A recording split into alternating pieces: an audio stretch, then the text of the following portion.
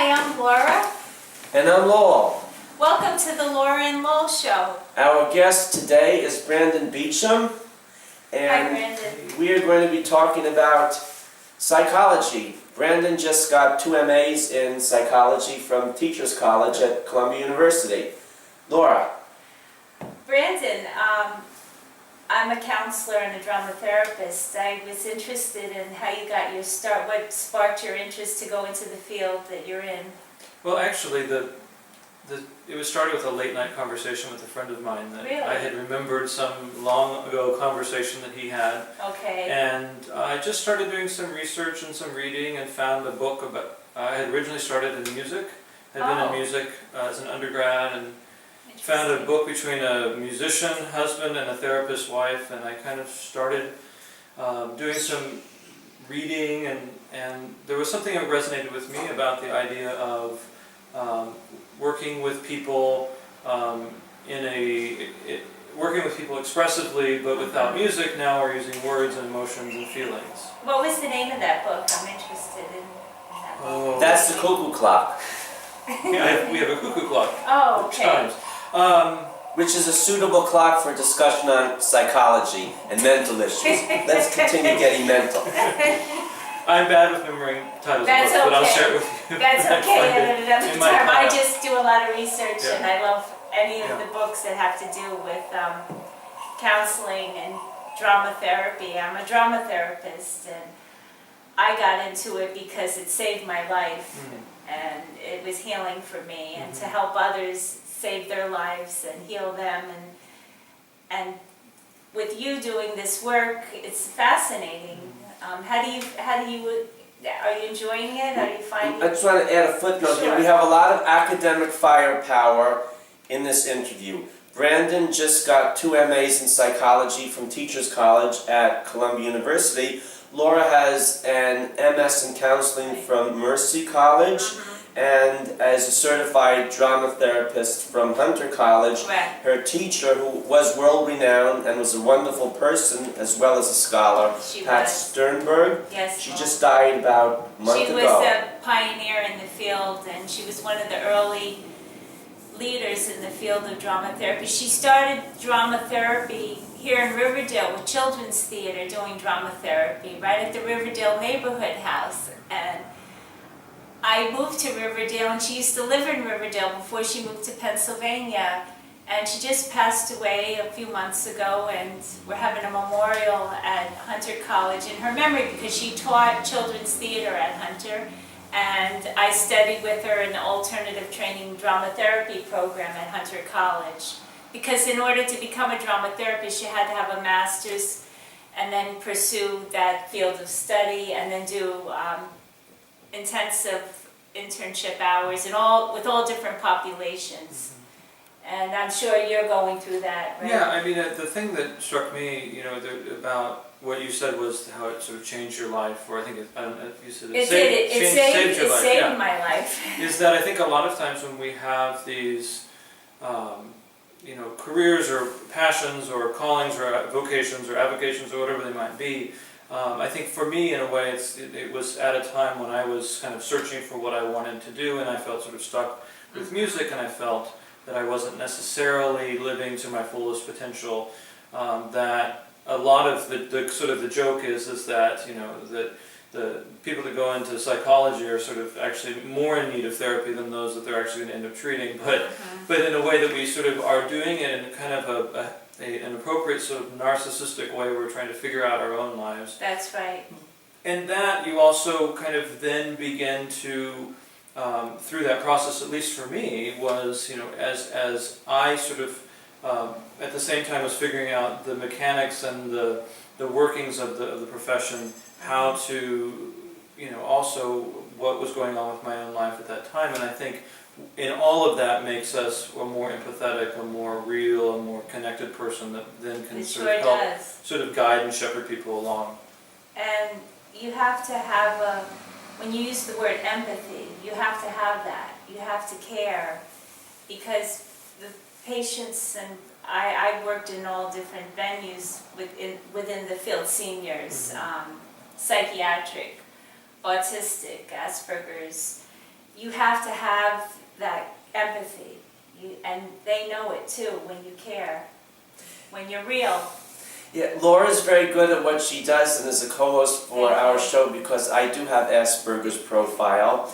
And about empathy, Laura is very good at what she does, and Brandon will be very good at what he does because they were out in the quote-unquote real world. They didn't just tumble from college into graduate school where you meet a lot of, as Brandon said, 22-year-old girls he generically names Amber, who talk about empathy. They don't know anything about anything because they've never been outside the unhallowed halls of academia. And I want to say something about that for all you kids out there, students at whatever age of life you go to college and university.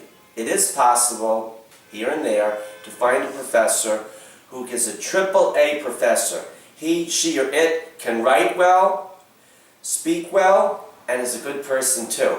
If you get one of those, you're in heaven. If you get the others, you got to do the best with what you got. So let's go back to where we were about empathy and what you both do.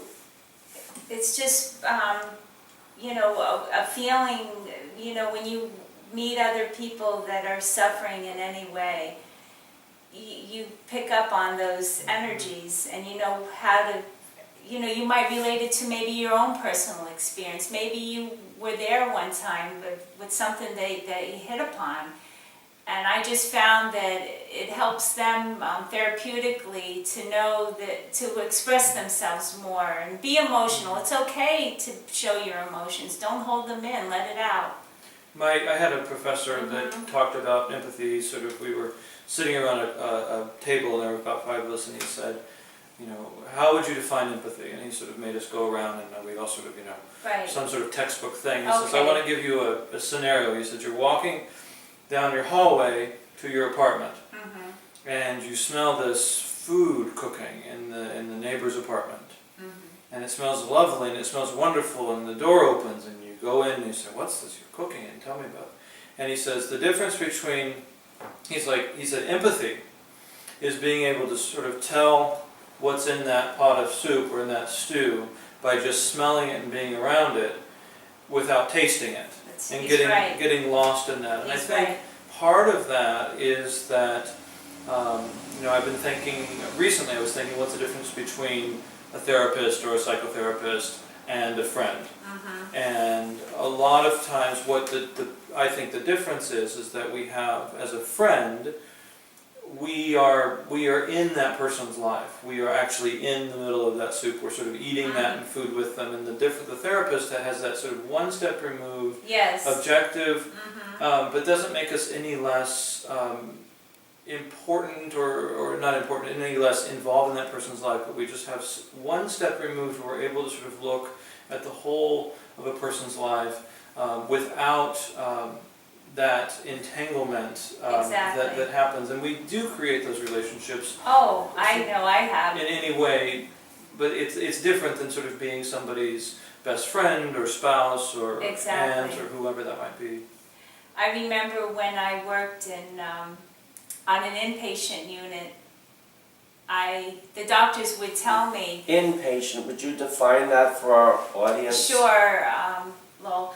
Inpatient is where a person comes into the hospital and they have to stay at the hospital and be hospitalized on a unit to get help if they are dealing with psychiatric issues. And I would have the doctors tell me that I was the best medicine for them by letting them talk their stories out rather than taking pills and being medicated, because the medicine wasn't working. It was the storytelling. And we had the chance on our show to interview Dr. David Hellerstein at Columbia University, who wrote a book, How to Heal Your Brain, and he talks all through the book about stories and how effective they are. To let it come out, let one express themselves and not hold it in, because everybody has a story.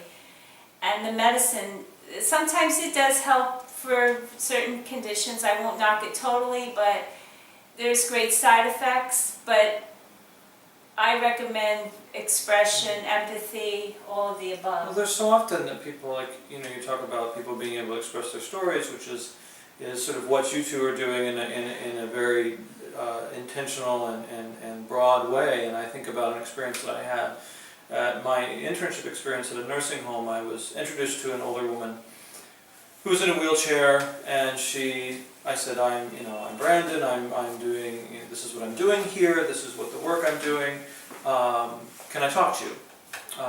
And she said, well, sure, but I don't have anything to talk about.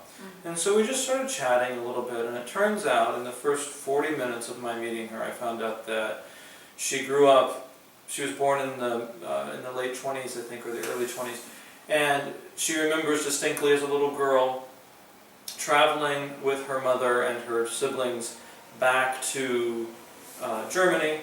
It was Hitler had just sort of was a political figure. He hadn't sort of enacted all of the laws and the camps and all of the stuff. He was sort of a rising star, but certainly the anti-Semitic sentiment was there, and the restrictions were sort of, I think.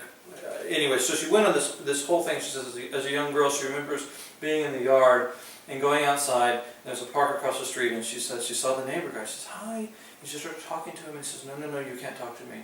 You can't talk to me. I'm Jewish. You can't be seen talking to me.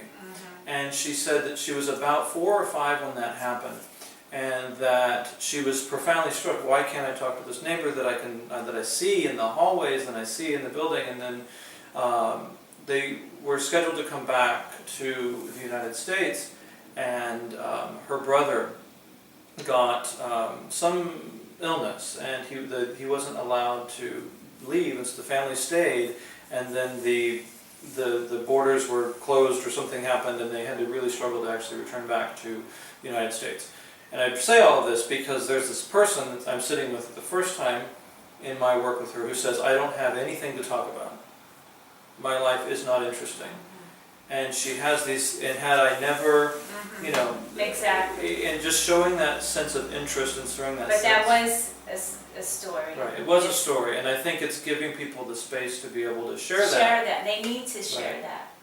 We've had people tell us, I know the doctor in Israel, I'm thinking of one person who agreed to an interview and said, but there's nothing interesting about my life. By the end of the interview, he wanted to do more and to introduce us to his friends and colleagues. We get this response consistently. If people feel safe talking to you, you can't fake that, incidentally. No. If people feel safe talking to you, all sorts of stuff comes tumbling out. We had someone tell us a story on Sunday morning, off camera. Yes. Is primarily talking to me. He broke down and cried and then apologized, which is, why do you have to apologize for crying? Well, apparently in our culture people feel unsafe or ashamed to have to apologize. Yesterday, Laura and I were in a cafe, and Laura was talking to a lady. I wasn't directly involved, but I was there. I was busy getting out our weekly newsletter. And the lady broke down and cried to Laura, and I think she said the same thing. I'm sorry I cried. She said that. I think people should be sorry when we don't cry. And I think when I see films, what's it now, this summer, the zombie apocalypses. The zombie apocalypses are the way so-called normal people behave every day. You don't have to go to another planet to have mutants for zombies. The zombies are right here. So when you can cry about your problems and you feel safe and that you won't be trampled on, then you're moving from being a zombie to human. And I also think getting that cry out is healing. It's cathartic. It's an experience to share. And crying isn't necessarily about being sad. It can be about being Exactly. happy, it can be Yes. about being afraid, Good it can be point, about being, Brandon. you can cry when Yes. you're laughing. Of joy, Yeah. excitement, And Talking about laughing, Laura and I were last I week cried at Best when Buy in Rockland Yes. County. I had to get a new power cord for my netbook.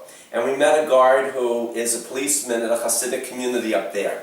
And he said, he was telling us what goes on up there. He said, there were a group of boys, they got drunk, and they were running around naked screaming. I had to arrest them, and the rabbi yelled at them. He thought this was very funny when he told it to us, and I did too. But as the rabbi should have had a consultation with me and said, listen, dude, yelling doesn't help. You just get yourself declared persona non grata in your community and they'll throw you out. Yelling doesn't work. And since It is only interesting when it's forbidden. I came up with a solution because it's good to cry, scream, Yes. run around naked sometimes, go skinny dipping, do crazy things, as long as you don't commit suicide, murder, torture, rape, or theft. Or So I hurt got anybody a great else. idea. The President of the United States will issue a decree. All kids are commanded, ordered, every day of the week to run around drunk, naked, and screaming, except for Thursday on 7 to 9 p.m. Then it's absolutely forbidden. You'll go to hell, you get excommunicated, you get arrested, and your grandparents will get mad. Of course, because of the way the teenage mind works, or the human mind works, it is only interesting when it's taboo and forbidden. Then only on Thursdays from 7 to 9 p.m., America's parks will be filled with teenagers, young and old, running around drunk, naked, and screaming. They get it out of their system, and I guarantee you, within 5 years, the rape, murder, and mugging rate in this country will go down. Because if you don't get it out in a kosher way, it's going to come out in a non-kosher way. That's why we have people like Brandon and Laura to help you get it out in a kosher way. That's my thought on how you could handle that. It's important. Self-expression is very important to express yourself. I think you agree, right, Brandon? Whether that's art, whether that's Yes. literature, whether that's music or therapy or reading or Writing, or getting out, something that you have a chance to, express. that I think so often we, in this culture especially, we have people that really don't express their sense of expression is sort of vicariously living through Yes, the next reality television show or whatever that might be. right. So I think it's important to find an avenue, a venue that we can be expressive, whether that's with someone like you or like me or with Well, I realize with acting, and it's an expression that one does to show a character. But when you get down to it, sometimes it's true, acting can be real. Like that book you have, Acting is Real. Acting is real, right, Lowell? That's a powerful book. Brandon is an organist. Laura is a former rodeo cowgirl and circus aerialist, and hopefully a year from now she'll be an active circus aerialist and I'll be rodeo back up. cowgirl again. On the horse, On the as they horse. say, once you fall off, you got to learn to get back up and ride again. And myself, I certainly find that bodybuilding, tree climbing, and gymnastics beat antidepressant and anti-anxiety drugs, and I recommend it to everyone, and I certainly agree with Mayor Bloomberg. Take the stairs, and I hope the mayor will follow his own advice and set a good example by deed as well as word. Laura and Brandon, you want to make some concluding comments for our first interview? Sure. Thank you, Brandon, for sharing your experiences, and I think they're wonderful, and it just makes me do a little checklist to keep expressing and being open to have that quality, because it's very important. Yeah, no, I think what you're doing is very important. I Thank think being you. able to share and to give people a chance to do that is something that right now feels like a luxury in our society, and it shouldn't be a It luxury. shouldn't be a luxury. So That's a good point, because it's an art, and music, when you sing, what are they? They're words, they're expression. Exactly. You hear a song, you think back, where was I when I heard that song? It brings back a memory. So you have a good point. Yeah. Thank you. Brandon, you want to make any other concluding comments for our audience before we conclude? I guess I just say be expressive. Okay. That's the best I can. Brandon, thank you very much, Brandon. and we thank our audience for watching and listening.